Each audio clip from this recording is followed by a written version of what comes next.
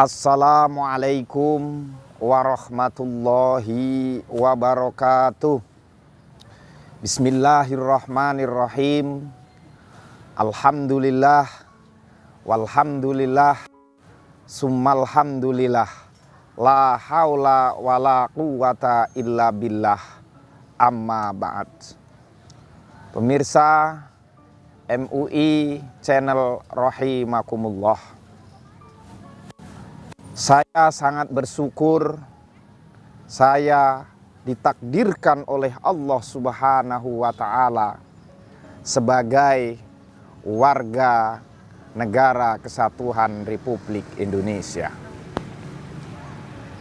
Di dalam negara ini berbagai macam suku, bahasa, agama, semuanya terkumpul menjadi satu. Allah Subhanahu wa Ta'ala berfirman di dalam Al-Quran, A'udzu billahi minasyaitonir rajim. Bismillahirrahmanirrahim. Ya ayyuhan nas, inna khalaqnakum min dzakarin wa unsa wa ja'alnakum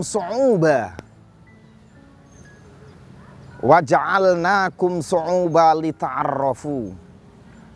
Hai manusia, sesungguhnya kalian diciptakan dari laki-laki dan perempuan, bersuku-suku, berbangsa-bangsa, tidak lain dan tidak bukan saling mengenal. Maka dari itu, perbedaan ini sudah diciptakan oleh Allah Subhanahu wa Ta'ala. Apalagi ini di negara kita yang berbagai macam suku, bahasa, agama, bahkan budaya terkumpul menjadi satu di negara kesatuan Republik Indonesia. Maka para founding father negara kesatuan Republik Indonesia ini mengamanatkan kepada anak bangsa bahwasanya ideologi yang tepat, yakni ideologi Pancasila, yang di situ terisi berbagai macam-macam suku, bahasa, agama, supaya menyatu dalam kerangka negara kesatuan Republik Indonesia. Kalau perbedaan ini kita tata dengan baik, kita tata dengan cantik, akan menjadi suatu pemandangan yang sangat indah. Namun perbedaan ini kalau dijadikan suatu persoalan, diperbesarkan suatu persoalan-persoalan, maka akan menjadi persoalan besar bagi bangsa kita ini.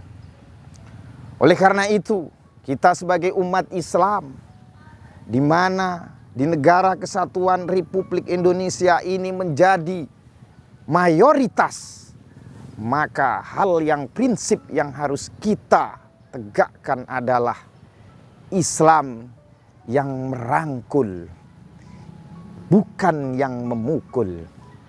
Islam yang mengajak, bukan Islam yang mengejek.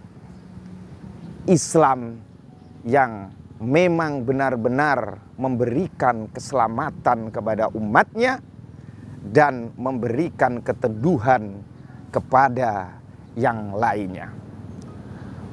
Padahal konsep ini sebenarnya sudah dipraktekkan oleh Rasulullah Sallallahu Alaihi Wasallam. Ketika Rasulullah Sallallahu Alaihi Wasallam di Madinah, beliau sudah menguasai.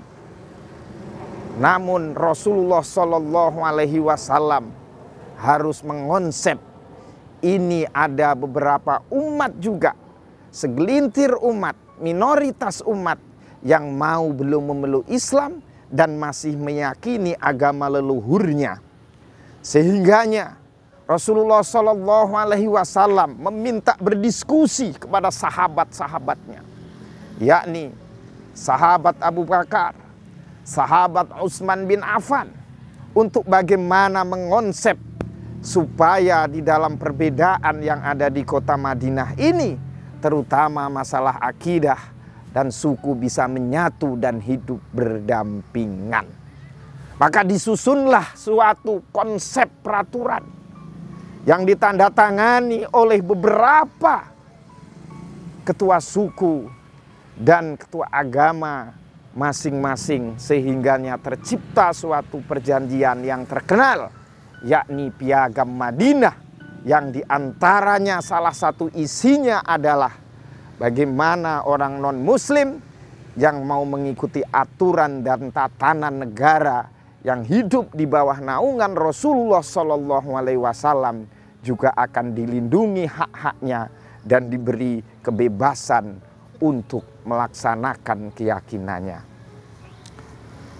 Pemirsa MUI Channel rahimakumullah, maka dari itu di Indonesia yang begitu sangat kaya akan budaya, berwarna-warni macam suku, agama, dan kita sebagai umat Islam yang menjadi mayoritas, maka marilah kita ikuti, kita kuatkan konsep Rasulullah SAW tersebut, yakni konsep yang sangat terkenal saat ini dengan Piagam Madinah. Disitulah perbedaan akan menyatu, disitulah perbedaan akan bersanding, dan disitulah taman-taman yang beda-beda itu tertata dan menjadi indah.